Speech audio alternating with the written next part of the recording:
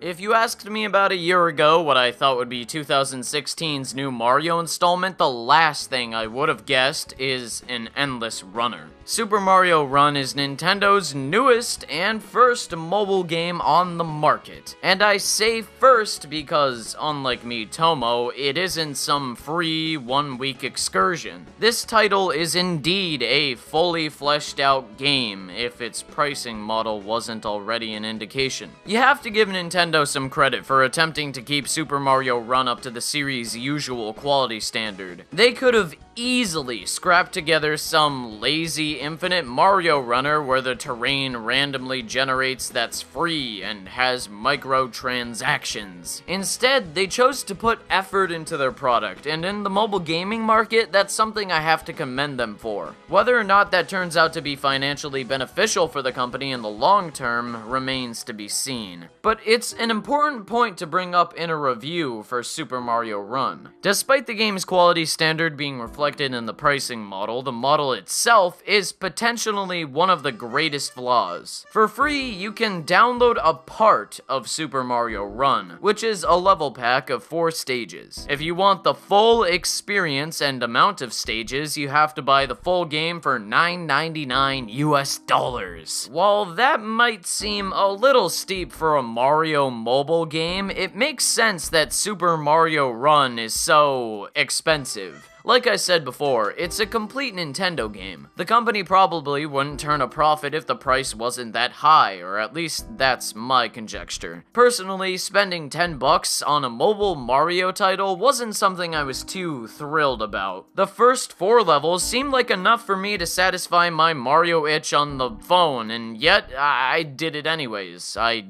took the plunge. Do I still wish, in a perfect world where companies didn't have profit margins to meet or investors to please, that this was entirely free? Yes, of course. I would have felt much better about plunging into Super Mario Run if there was no paywall whatsoever. Regardless, the game itself is surprisingly good. It's not something that'll blow you out of the water with its sheer depth and quality, but for a mobile product, it's well made and entertaining. In Run Mario Super, you take control of Mario, who has been cursed to never stop running until he dies. By pressing the screen for certain lengths of time, you can make Mario jump at certain heights, which makes traversing the obstacles in your way a lot easier. See, you'd think something as stupidly simple as endlessly running would get tiresome and bland really fast. Surprisingly, that's not the case here. What I think really negates this issue is the smart level design and flashiness,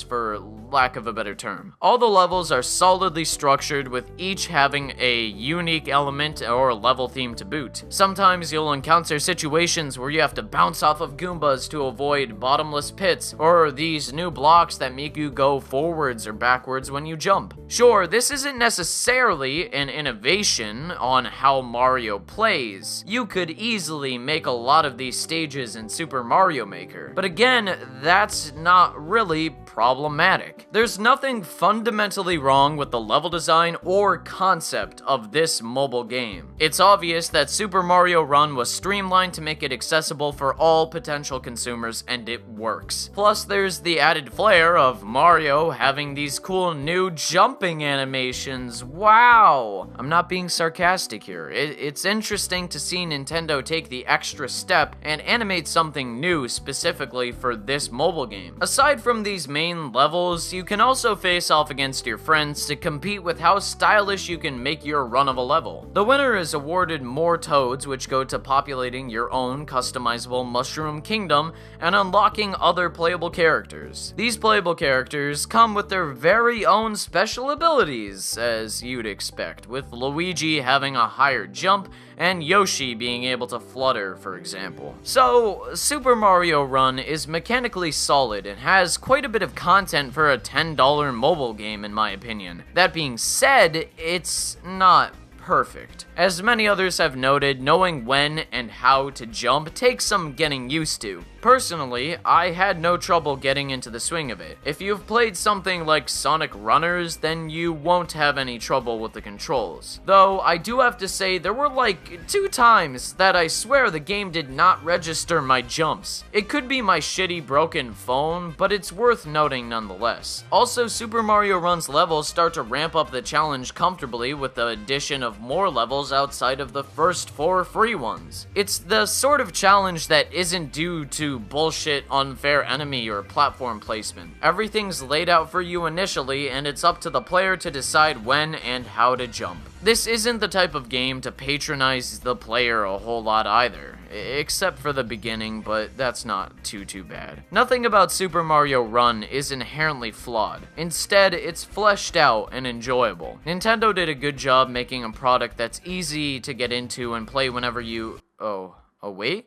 You can only play it online because of piracy concerns? Come on, Nintendo, it's 2016. You have to realize that this will not stop piracy, right? You do know full well that people will exploit and be able to pirate this game in like a month, tops, right? It will happen, and hindering your user base like this is disappointing. As someone who has limited mobile data, I can't afford to play Super Mario Run online when I'm not within a Wi-Fi signal. That means I can really only play it in my room, at school, or at Starbucks. If I'm on the train, I can't play it. If I'm on the bus, I can't play it. If I have downtime anywhere else in the world without Wi-Fi, I cannot play it. This is easily the biggest issue I have with the game. While it may not be an issue for you, personally, I can't be the only one who feels this way. And it does impede my overall enjoyment of the title because now I'm limited when and where I can play this game that's made for a mobile device designed specifically to be taken on the go. Boy, I sure hope the Nintendo Switch isn't like this to prevent piracy. Overall, Super Mario Run is fun. It's a good game, although it's nothing really to gush over. It's a standard, run-of-the-mill Mario installment at its very core, and depending on your perspective, that's either a tremendous